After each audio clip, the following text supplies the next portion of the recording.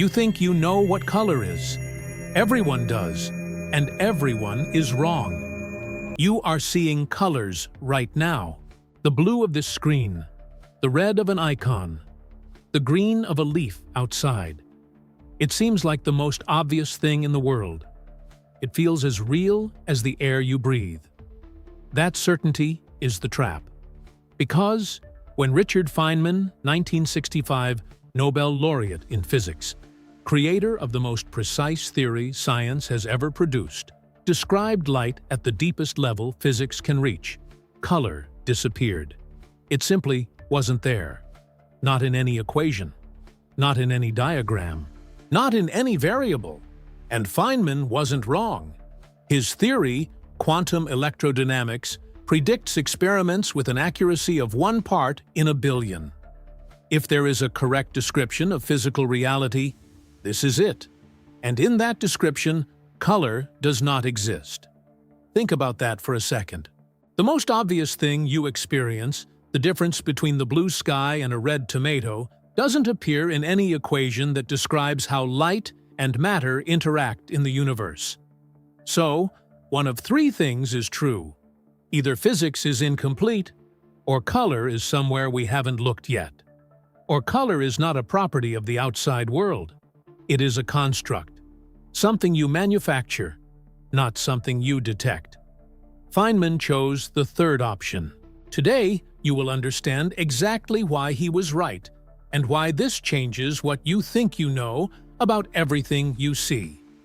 So, what does the math say light actually is? This isn't philosophy. It's what the math demands. Close your eyes for a moment. Imagine a wave in the ocean. It has a crest, a trough, a distance between crests. That distance is the wavelength. Now think of that wave oscillating 1,000 times faster. 10,000. 100 trillion times a second. That is light. Specifically, light is an oscillation of electric and magnetic fields propagating through space. James Clerk Maxwell's equations, formulated in 1865, describe this oscillation with mathematical perfection. And in those equations, there is one fundamental variable: wavelength. It's a number, an oscillation frequency, nothing more. The entire electromagnetic spectrum goes from radio waves with wavelengths of meters, sometimes kilometers, to gamma rays with wavelengths smaller than the nucleus of an atom. Radio, microwaves, infrared, ultraviolet, X-rays, gamma rays. All the same physics, all the same Maxwell equations. The only difference is the number that represents the frequency.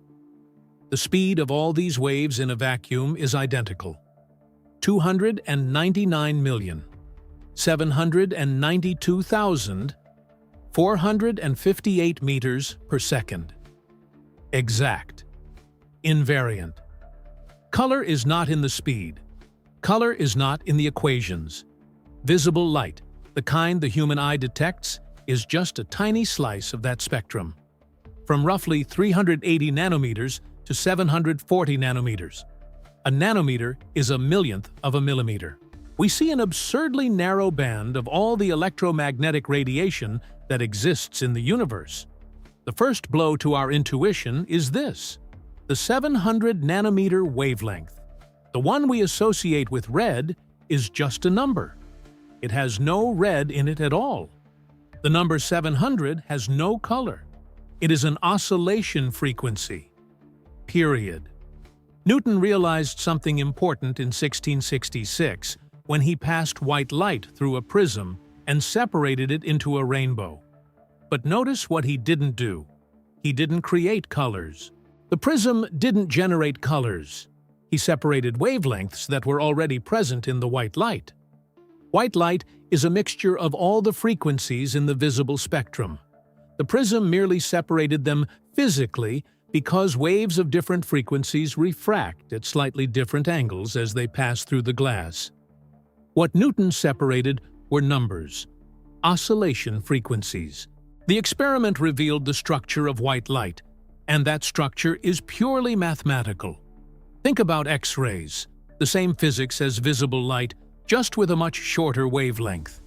You don't see them not because they are invisible in some mysterious sense, but because your eye lacks receptors for that frequency range. They exist in exactly the same way yellow light exists. They are oscillating electromagnetic fields, the exact same kind of thing, with different numbers. If you could ask physics, where is the color in this 700 nanometer light? Physics would answer, there isn't any. There is a number, 700, a wavelength of 700 nanometers. What do you want to do with it? So if color isn't in the light, if light is pure math with no color, maybe it's in the objects. Maybe a red tomato carries the property red within itself. Maybe color is in matter. A tomato, round, ripe, distinctly red. You look at it and think, it is red. That color belongs to it. It's a property it carries by its very existence. But let's think mechanically about what happens when light hits the tomato. White light, a mixture of wavelengths from 380 nanometers to 740 nanometers, strikes the surface of the tomato. The atoms and molecules in the tomato skin absorb certain wavelengths. The molecular pigments, mainly lycopene, have an electronic structure that absorbs photons of specific energies. Short and medium wavelengths, the majority of the visible spectrum, are absorbed. What is not absorbed is reflected back. The tomato primarily reflects the 620 to 750 nanometer range. The big twist is this: the tomato isn't red. The tomato is a wavelength filter. It absorbs almost everything and rejects a specific range. The red you see isn't a property the tomato possesses. It's a property it doesn't absorb. The tomato is literally everything except red. It discards red back into the world. Place that same tomato under a pure blue light, a source emitting only wavelengths around 450 nanometer. What happens? The tomato absorbs that light. There are no 620, 750 meter wavelengths in the scene. Nothing to reflect. The tomato looks black. The object hasn't changed. The tomato's color has disappeared because the right frequencies weren't present in the environment. A tomato has no color. A tomato has a molecular absorption signature determined by its electrons' energy levels. And now, a sneak peek at something even more unsettling. Consider two completely different objects, made of distinct materials, with divergent absorption profiles across the spectrum. You look at both and see exactly the same color. They are indistinguishable. Is that possible? Not only is it possible, it has a name. It will come up shortly. And when it does, it will change your understanding of what the eye does. For now, we are left with the question physics doesn't answer.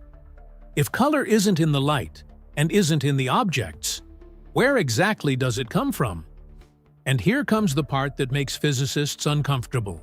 Because the answer doesn't lie in some property we haven't discovered yet. It lies in what science's most precise theory deliberately leaves out. Richard Feynman was the kind of person who couldn't accept an explanation he couldn't visualize mechanically. Not in the sense of a pretty picture, in the sense of precise, calculable, verifiable mechanics. In 1948, he helped build quantum electrodynamics, QED, the theory that describes how light interacts with matter at the quantum level. In 1965, he shared the Nobel Prize with Julian Schwinger and Shinichiro Tominaga for this work. QED is, to this day, the most precisely verified theory science has ever produced. Its predictions agree with experiments to an accuracy of 1 part in a billion. No other theory in any field of science comes close.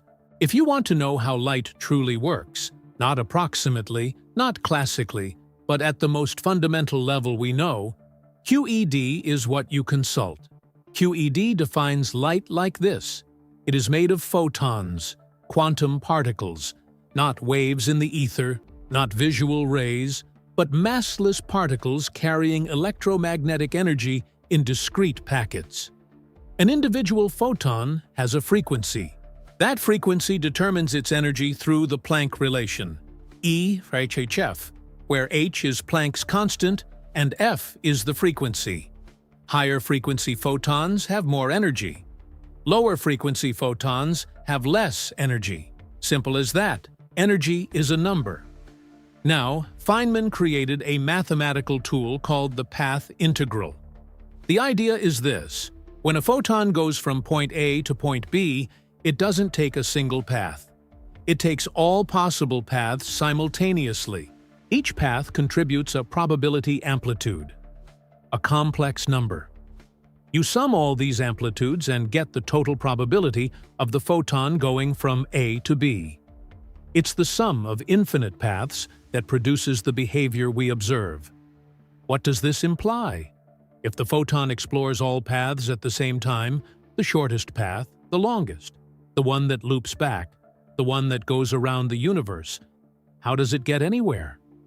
The answer is that most paths cancel each other out. What's left is the dominant path, and math calculates this with absolute precision.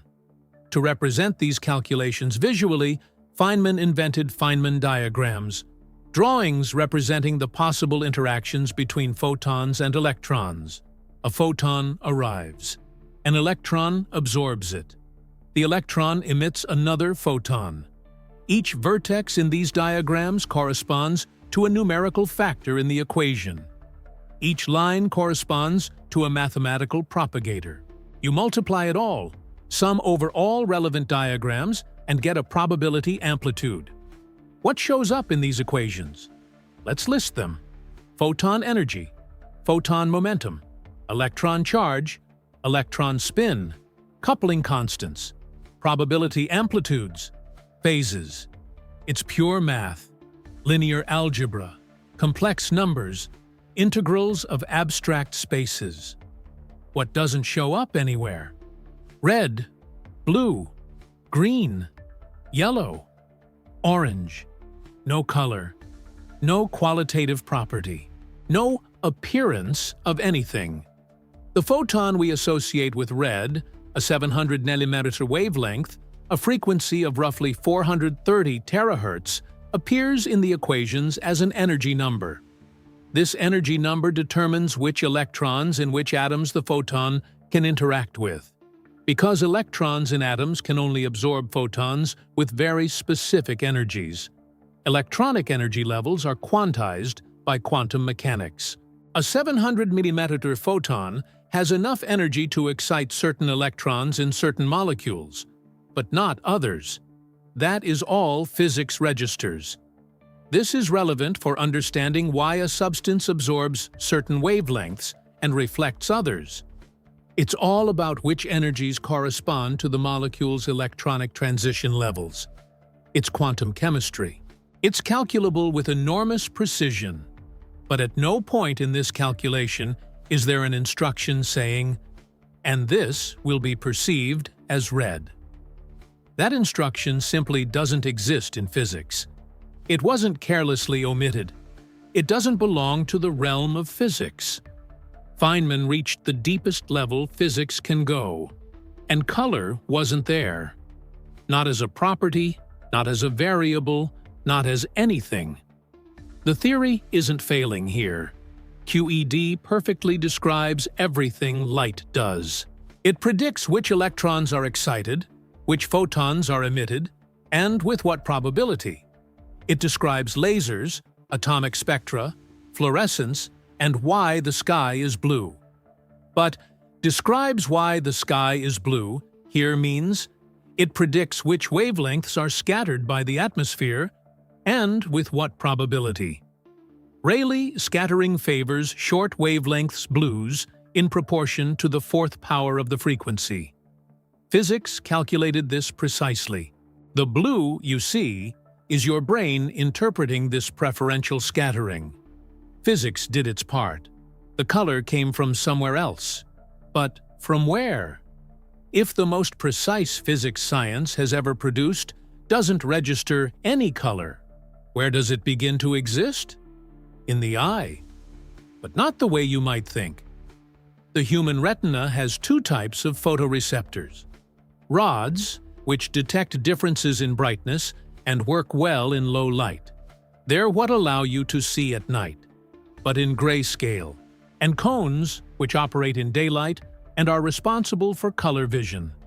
There are three types of cones: S, M, and L short, medium, and long, referring to the wavelength each type is most sensitive to. The S cones are most sensitive to the short wavelength range, around 420 dB down, what we call blue-violet.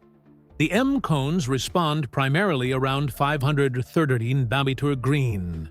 The L cones are most sensitive around 560, 517 nm yellow-green, but they are the only cones that respond well to the range we call red. The critical, game-changing detail is this. Each type of cone doesn't detect a specific wavelength with precision. Picture three coarse filters superimposed over three light detectors. Each filter captures a broad band of the spectrum, and these bands overlap with one another. The result isn't a fine measurement. It's the combination of three imprecise, redundant readings. This is exactly how the human eye works. The L cone responds to wavelengths from 400 nanometers to 700 nanometers. The S cone responds from 380 to 550 meters. They overlap enormously. What does this mean in practice? It means the eye doesn't work like a spectrometer, an instrument that precisely measures every wavelength present in a scene. The eye collapses the entire incoming spectrum of light into just three numbers, three electrical signal intensities, one from the S cone, one from the M, one from the L. The entire visible spectrum, the infinite variation of wavelengths that can exist, is compressed into a three-dimensional point, S, M, L. It's a radical compression of information. The spectrum is infinite dimensional. Its representation in the eye is three-dimensional. And now we can fully understand metamerism. Take two lights as an example. The first is a photon of exactly 580 millimeters, a pure monochromatic wavelength, what we call yellow. The second is a mixture of two types of photons, some at 540 millimeters and others at 700 millimeters, green and red combined. Completely different wavelengths, physically distinguishable by any spectrometer. You place the two lights side by side. They look identical, the exact same yellow. Impossible to tell apart with the naked eye. Why? Because the two physically different wavelength distributions produce exactly the same stimulation pattern in the three types of cones. S, M, L is identical for both inputs. The eye receives the same three-number signal in both cases. And for the visual system, identical inputs produce identical outputs. The pure yellow light and the red-green mixture are physically completely different, but the eye treats them as the same because its detection system only captures three numbers. This phenomenon is metamerism, and it definitively proves that the eye isn't measuring color, it's collecting three intensities and throwing away all the detailed spectral information. This is exactly what color printers exploit. An inkjet printer uses only four inks: cyan, magenta, yellow, and black. With them, it reproduces any color you see on a screen. Not because it reproduces the actual wavelengths, but because it only needs to stimulate your three types of cones the exact same way the original would. It's producing metamers, physically different from the original, but perceptually identical. What the eye sends to the brain isn't color. It's three electrical numbers, three signal intensities. Color didn't travel through the optic nerve. Information did. And what about people with color blindness? They were born with one type of cone missing, or with the spectral sensitivity of a cone altered, affecting about 8% of men. The result isn't that they see things wrong, it's that the hardware they use to build perception is different. They are constructing color with two numbers instead of three. Their experience is different. Not wrong. Different. The eye doesn't see color. The eye collapses wavelengths into three signals. What builds the color is something else entirely. Three electrical signals arrive at the visual cortex, nothing more than that. Three numbers coming from the three types of cones, encoding the stimulation intensity across three overlapping frequency bands. And from those three numbers, the brain manufactures something that doesn't exist in any of them: color. It's not a metaphor. It is literally what happens. The process begins in the primary visual cortex, V1, and extends through other specialized areas. Neurons compare the signals from different cones with each other and with the signals from neighboring cells in the retina. What the brain calculates isn't the absolute value of each signal. It's the ratio between them, the relationship between what the L cone detected and what the M cone detected, relative to what the S cone detected. Why the ratio and not the absolute value? Because a tomato lit by the afternoon sun and a tomato lit by a white fluorescent bulb emit completely different light spectra to your eye.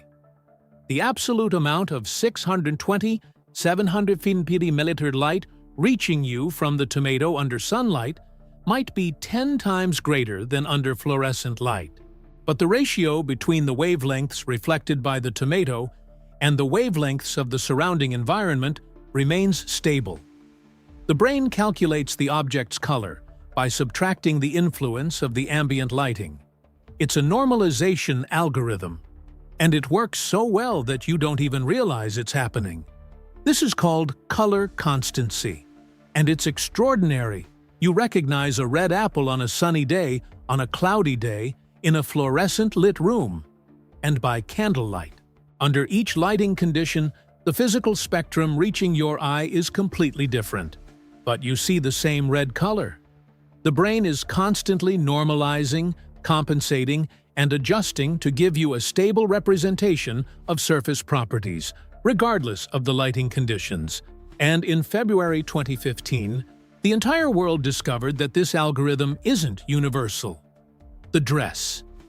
A photograph of a dress circulated the internet and sparked one of the strangest debates in the history of social media. Two groups of people looked at the same image and had completely opposite experiences. Half saw a blue and black dress. The other half saw white and gold. The image's pixels were identical for everyone. The hardware of the eye was essentially the same for everyone. So what was different? Each person's brain made a different assumption about the scene's lighting. Those who subconsciously assumed the dress was in a bluish shadow calculated that the surfaces had to be lighter and more golden to produce those pixels. Those who assumed neutral natural light calculated the surfaces as blue and black. Same input data, different premise, completely different color. There was no right answer. Both perceptions were internally consistent given the implicit premises that each brain chose automatically, without consulting its owner. The color you saw in the dress wasn't in the pixels. It was in the decision your brain made about how to interpret the lighting scene. This wasn't an anomaly. The dress exposed the mechanism that is always running.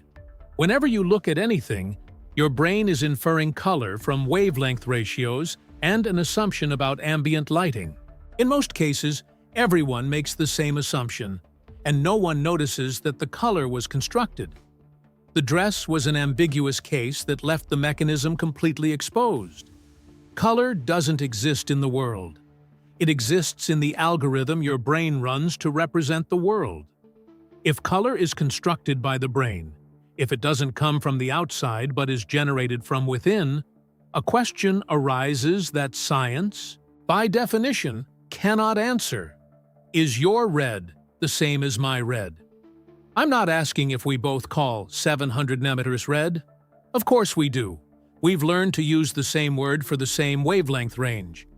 I'm asking about the subjective experience. When you look at a tomato and experience red, and I look at the same tomato and experience red, is what each of us experiencing qualitatively identical? There is no experiment that can answer this. This is the problem of qualia. what philosophers call the hard problem of consciousness. David Chalmers formulated it precisely. We can describe all the neural correlates of an experience, which neurons fire, which brain areas activate, which signals travel, which pathways, but that still tells us nothing about what it's like to have that experience from a subjective point of view. A third-person description is always incomplete compared to a first-person experience. Thomas Nagel put it this way in 1974. What is it like to be a bat? Bats have echolocation. They perceive the world through reflected sound pulses. We know exactly how this works mechanically, but we have no idea what it's like to experience the world that way. Not because we lack data, but because first-person experiences aren't accessible from the outside. Your qualia neighbors are inaccessible. Comparative biology gives us clues about how the construction mechanism varies across species. Bees have 4 types of cones, and one of them is sensitive to ultraviolet light, which is invisible to us. To a bee, flowers have nectar guide patterns that humans simply don't see. Not because ultraviolet doesn't exist, it does. Our eyes simply lack receptors for that range. The mantis shrimp, that crustacean that looks like it stepped out of a psychedelic dream, has roughly 16 types of photoreceptors. For decades, scientists assumed this meant the mantis shrimp sees an explosion of colors that would make any human experience pale in comparison. But behavioral experiments revealed something completely unexpected. The mantis shrimp discriminates colors with much less precision than humans in certain contexts. Its 16 receptors don't work like a sophisticated spectrometer comparing ratios between different channels. They work as 16 independent detectors. The shrimp categorizes, does this wavelength activate receptor 7 or not? Instead of comparing ratios between receptors, like we do. It's a completely different system, optimized for categorization speed rather than fine discrimination. It's not better or worse than ours. It's different, built to solve a different problem in a different environment. What does this prove? That the construction of color is a specific solution to a specific problem, not a neutral window to reality. Every species built its own system. Humans with 3 cones, bees with 4, mantis shrimp with 16, colorblind humans with 2 functional cones. None of them are wrong. They are all building representations of the same physical world using different hardware. The representations differ. The underlying world, wavelengths, photons, Maxwell's equations, is the same. And this is exactly where physics, biology, and philosophy converge at a single point. The point that Feynman spent his entire life pointing at without ever naming it directly. And this brings us back to Feynman. Because this apparent paradox, how can color not exist and at the same time be so real to us, has a resolution. One that Feynman would find mathematically satisfying. Feynman had a peculiar habit. He couldn't separate the aesthetic pleasure of a physical phenomenon from its mathematical description. When asked if physics took the beauty away from a flower, he would say no, that physics added layers of beauty that the naked eye couldn't access. The flower was beautiful to the eye, and mathematically fascinating to whoever understood the underlying processes. But he was also extremely precise about what science could and couldn't say. To Feynman, real had a technical meaning. Something is real if it can be measured, predicted, and verified.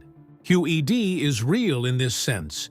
It predicts the probability of an electron absorbing a photon with extraordinary precision, and experiment confirms it repeatedly.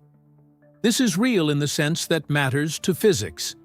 The subjective experience of red, the qualia, the sensation itself, is not real in that sense. Not because it doesn't exist, but because it isn't measurable or verifiable from the outside. There is no number that corresponds to red as a sensation. You can't put a detector on my head and measure how red I am experiencing. QED doesn't fail by not describing subjective colors. It is describing something else, the physical interactions that, later on, in complex biological systems, are interpreted as color. Physics does what it can do. It describes relationships and probabilities between measurable things. Feynman would probably make the following generalization. Color is not special in this regard. It's an example of a general principle. Does sound exist physically? Suppose you are in a completely silent room and someone strikes a piano key.